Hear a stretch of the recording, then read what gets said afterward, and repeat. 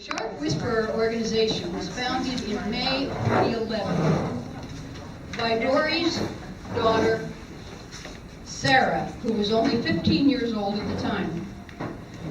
Their mission is advocacy, awareness, and education about sharks and our ocean's conservation. No further ado, here's the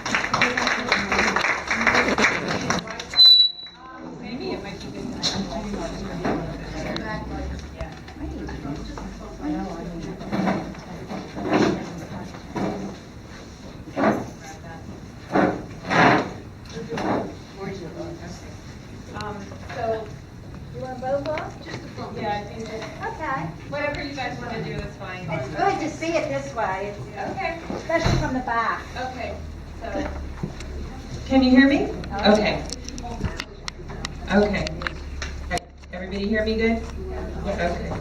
No, I'm good. I can move it. So first of all, I wanted to say thank you so much for having me. I know that y'all wanted to have Sara, but she's in college.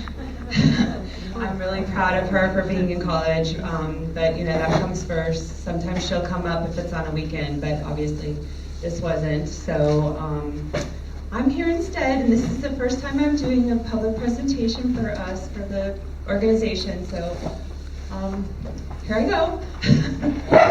Many of you may recognize some of these images. In the middle there, I don't know how many of you watched the Disney movies, maybe with some of your children or grandchildren, but that's Bruce from Finding Nemo.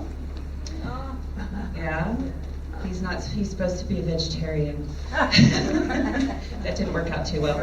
And then we have the movie Jaws, which really scared a lot of people, and actually the writer of the book, Peter Benchley, he actually became a huge conservationist.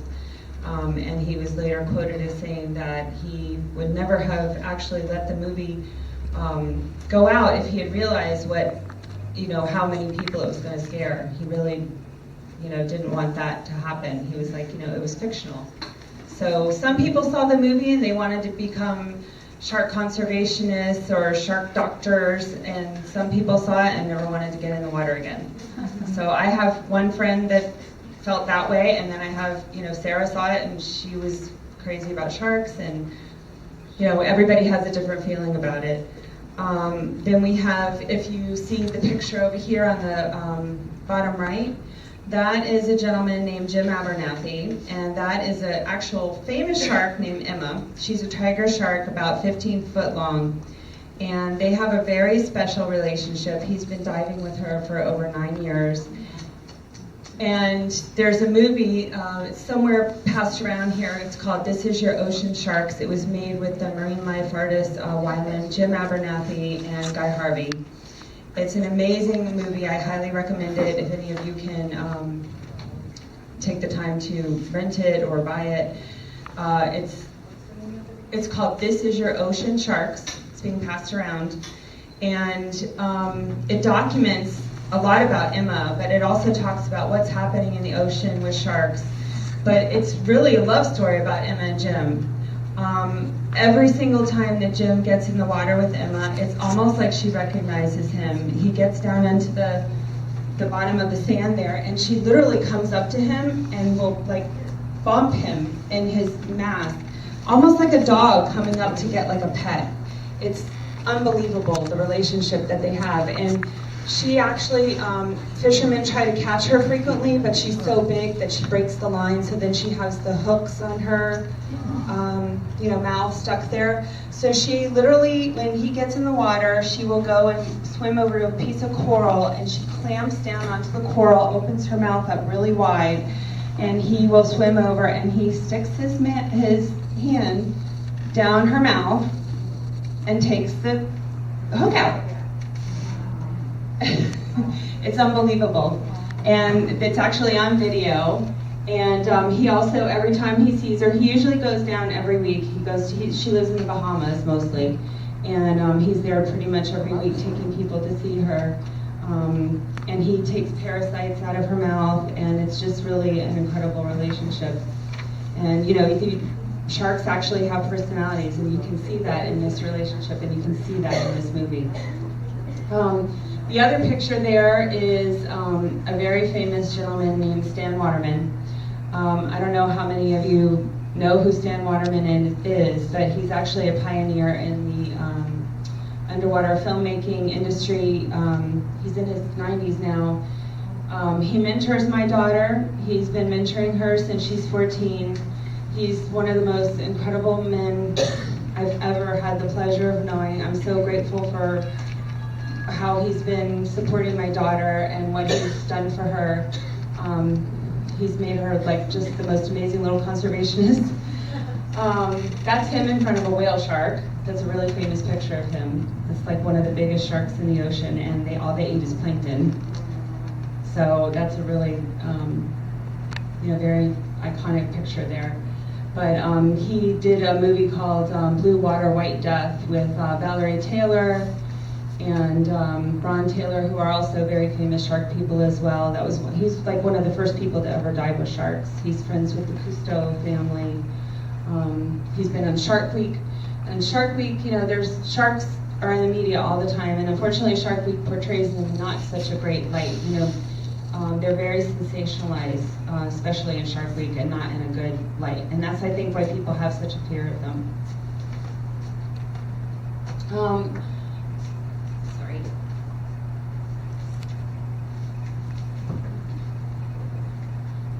Sharks are in trouble. The number one reason is the demand for shark fins.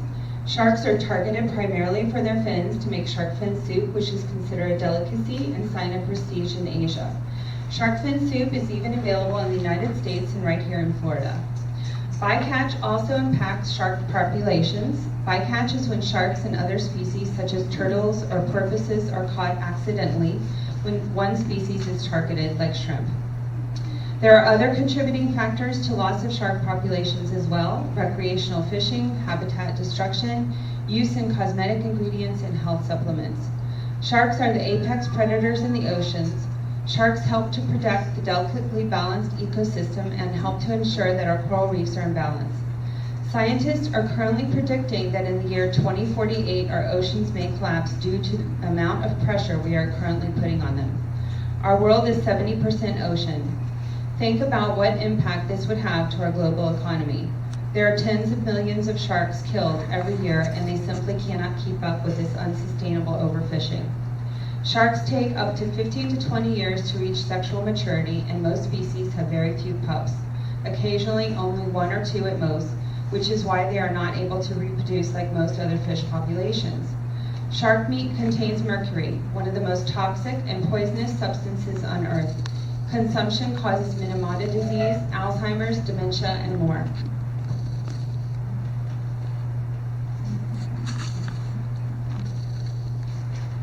There was recently a great article in Time magazine called The Sorrow Beneath the Sea. It talks about how our oceans are in trouble. It states that in only 36 years from now, our oceans may collapse, and the only thing that may survive will be jellyfish if we cannot get our ecosystem back into balance. If you look at these photos, which are around 60 years apart, they were taken at the same exact marina in the Florida Keys. The first picture was taken in the 1950s. If you notice how big the catch was back then, the average was around 44 pounds. If you look at the same marina in 2007, a few years ago, look how small the catch was, and the average size is only 5 pounds. This is a perfect example on how the ocean is being brutally damaged. One of the best ways to help sharks are to advocate for them.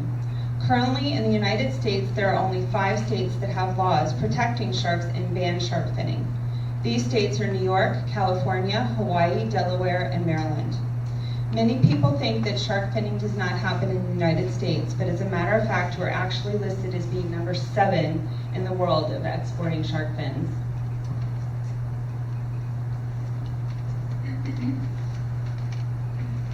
Sharks are worth more alive than dead, and that is something that we have to make the world understand. Here you can see some of the different areas in the world that generate large sums of revenue as a direct result of shark tourism. The important message to pass on to others is how much more valuable sharks are alive than dead. My daughter and I attended a Florida Fish and Wildlife Conservation Commission meeting recently, and at the meeting, Sara met a boat captain who used to fish for sharks. When he realized that shark numbers were rapidly depleting around the world, he decided to change things around. He now operates Shark Extreme Adventure Tours out of Key West, and he takes people to view sharks from his boat. He lets you feed them big scraps of fish, which are tied up on ropes. He doesn't use any hooks. He now educates people about sharks and shows people how amazing they are up close and personal. He's actually making more money now by doing shark tourism versus what he used to be making killing them. And I just thought it was really interesting to, if you note the amounts there that, people, what they're making. And this is per year. Just look at the Bahamas. They make $78 million every year, and that's just from people coming to dive with sharks. And in the Keys, they make $2 billion in revenue from people wanting to spend time on the water there. And that's not just sharks, that's just like wanting to go jet skiing or snorkeling. I mean, their waters there are beautiful. Now imagine if there's only jellyfish. Do you think that people are still going to want to come there? Exactly. So you see how everything's related.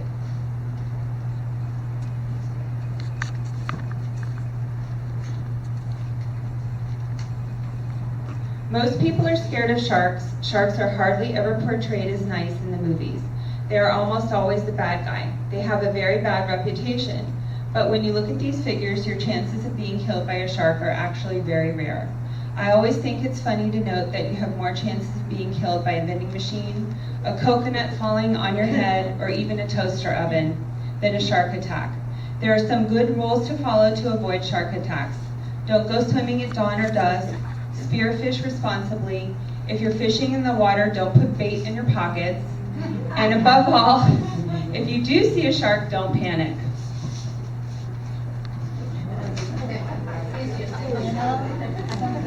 But you laugh, but it really does happen. There's some, Florida is actually, there's people that get attacked all the time with sharks, and it's a lot of times there's fishermen, especially young boys, that will go in the water and they literally will have dead fish, which sharks are attracted to. They sense that, and they have them in their pockets, and they wade in right up to their hips, and it's just common sense, and they don't think about it, and that's something that they just need to realize. So there's Sara. Sorry you can't see her in person. I myself have been a diver since I was 15, and although I had been in the water diving and sharks were sometimes around, I never really paid that much attention to them. They were just there. I was never a conservationist, and Sara, my daughter, now 18, has been pretty much grown up with a focus on the ocean, and for some reason she's always been fascinated by sharks. I often tell people how when she was around 4, I took her into a bookstore and let her loose and told her to go get some books, and I told her I would read them to her. She came back with 4 books all about sharks, and she's just been crazy about them ever since. And you can see there the different pictures. She's just loves sharks.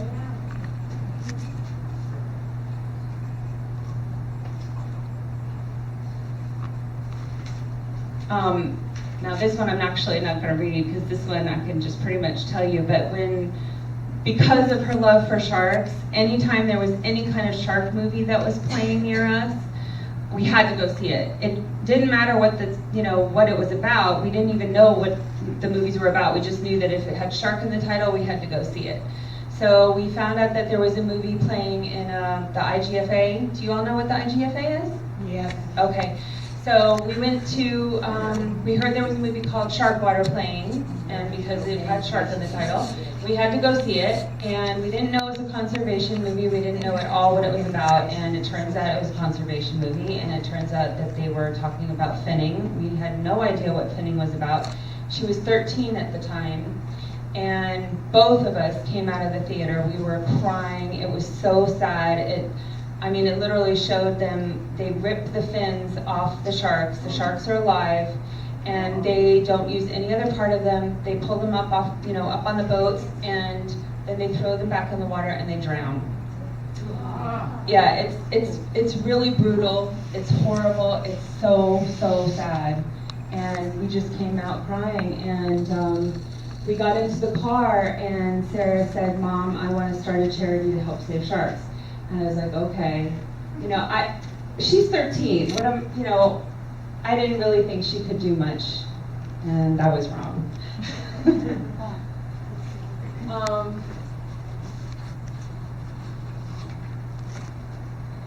So she kept on after me to start up a charity, and I started giving it more thought. She asked to become a certified scuba diver, and then she asked me to go on a shark dive, which I wasn't so crazy about, but I let her go. She did her first shark dive when she was 14 at Captain Slate's Creature Feature Dive in Key Largo. He had been hand-feeding nurse sharks for over 20 years. I went with her and I watched her interact with those sharks, and it was amazing to watch. Captain Slate went on to feed the moray eels, the groupers. He went to check out the wreck. We were with a bunch of other divers too, and everybody followed Captain Slate, all the other divers, and Sara wouldn't leave the sharks. She just stayed there. So there's Captain Slate taking off with all the other divers, and there's me and Sara, because of course I wasn't going to leave my daughter either with the sharks. So there's all the other divers taking off with Captain Slate, and he's feeding the morays and the groupers and checking out the wreck, and there's me and Sara still with the sharks. We got back up on the boat, and one of the divers was from California, a woman, and she started saying to Sara, I have never seen anybody, I've been shark diving all over the place, and I've never seen anybody interact with sharks like that. It was like they were drawn to you, like they knew that you loved them. And then she said, it's like your shark whisperer. And Sara, you could see this big smile on her face, and she looked over at me, and I looked over at her, and it was like we just had this moment, and it was like we both just sort of knew. Because, in our minds, both of us had always been thinking of the charity thing, and then later, we got home, and we both just sort of had a talk about it and said, okay, I think maybe we should name the charity that. And then that's what happened.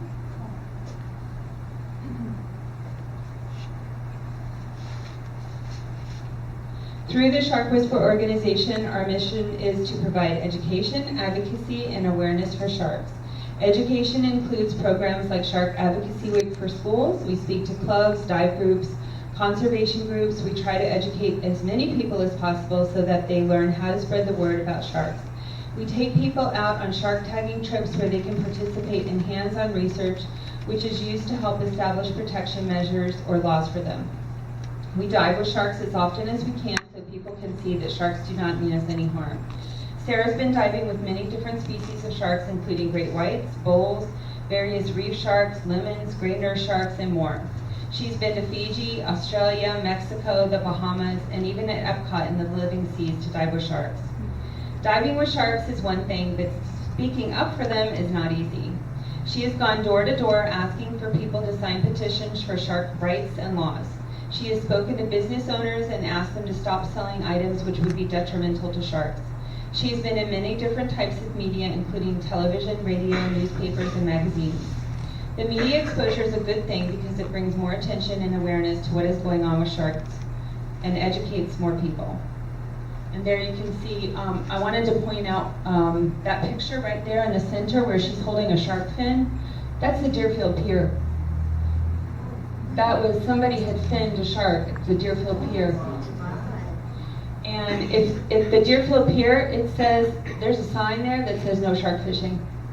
And that was at the Deerfield, Dixie Divers organizes a pier cleanup there, I believe every 6 months. And we go help, we're both divers, so we go to help do the pier cleanups. Because even though we do shark education and advocacy and all that, it's not just about sharks. We also educate people about plastic in the ocean and coral reefs. We do a coral reef dive where we try to tell people about helping to save the coral reefs. I mean, everything is related. We're also working with Dr. Larry Wood to try to help turtle conservation. Everything in the ocean is related. There's a problem with Goliath groupers right now and wanting to conserve them, bluefin tuna, all sorts of things. So we work with all tons of different other organizations trying to help them and spread awareness about the ocean and saving it, not just sharks, that sharks is our main thing. So that's why we were helping out at the pier. And Sara, I actually didn't go on that dive, I was helping up above. And Sara came out of the water the first time and she was crying. And I was like, oh my God, what happened? And she goes, Mom, there was fins in the water. Somebody had finned a shark. And I said, you got to go back in and get it. And because I wanted to document it and report it to FWC. So she went back in and she got it, and that's how we got the pictures of it, and then we reported it to FWC. Anyway, it was horrible. And down over here, this picture right here, this was the first time Sara ever spoke in public. There was 200 people there. She was the only child there. I'm really proud. I'm gonna boast a little bit because I'm her mom. But this was at the FWC meeting, and when we got there, she was so nervous. She's like, I don't know if I can do it, Mom. She was 14. And you can see it's up in front of the commissioners there. And this was to put a ban, a proposal to put a ban on hammerhead, stopped fish hammerhead sharks, and also tiger sharks. 3 different species of hammerhead sharks in Florida waters, and also tiger sharks. And anyway, she finally did get up because she thought it was important. But literally, you could see her shaking like this. And it was so cute. I thought that it was really important that she got up and talked, and she did it on her own. I didn't force her. I never do. It's totally her choice. But I thought that was really important, that amazing that she did it and pushed herself. Some of the things that we do with our organization, we take people out on stand-up paddleboard eco tours. We actually do it on Deerfield Park because sometimes you'll see little baby bull sharks. We do the shark tagging research programs, which is amazing. So if you've ever been afraid of sharks and you come out and do that with us, I promise you, you won't be afraid of sharks when you come back. It's amazing. We also have what we call outreach team members. So if you know of a child, or even if you know of an adult that's interested in participating in something like this and advocating for sharks and standing up for them, please have them get in touch with us and becoming part of our team. It doesn't pay anything, but the rewards are good as far as, spreading the word. And then we also do the ocean conservation diving programs, like I was mentioning to you about the Coral Restoration Foundation.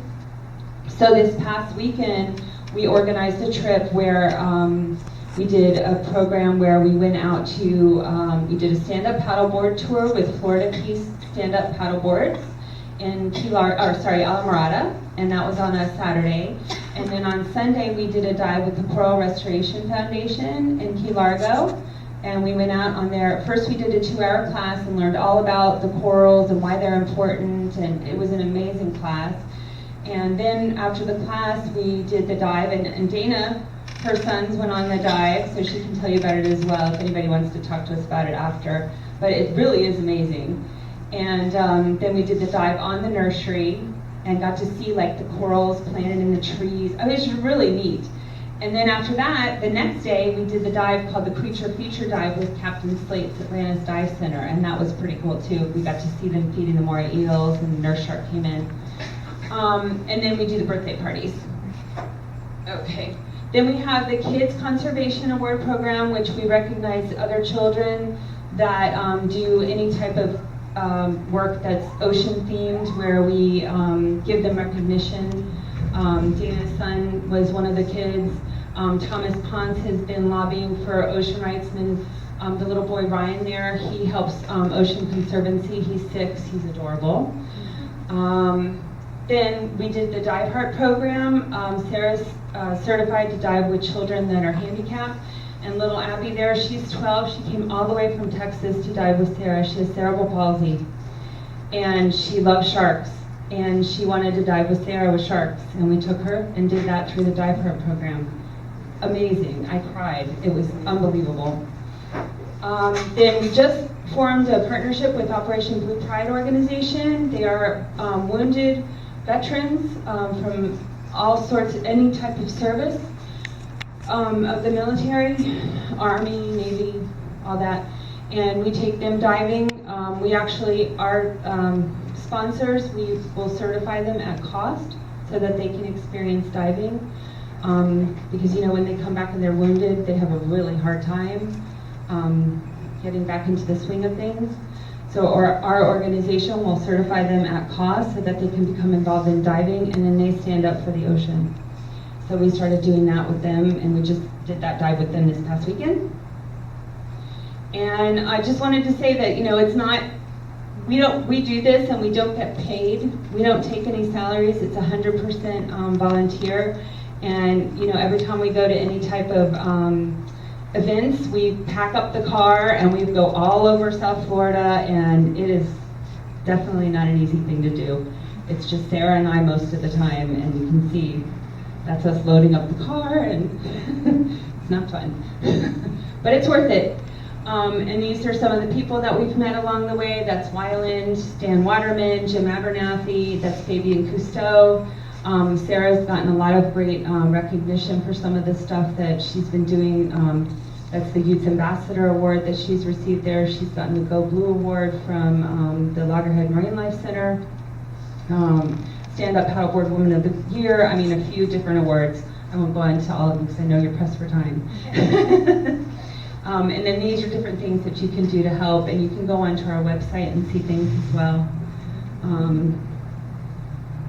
And one of the best things you can do is there's an application you can download for free on your phone if you have a smartphone that'll tell you how you can eat sustainably from the ocean.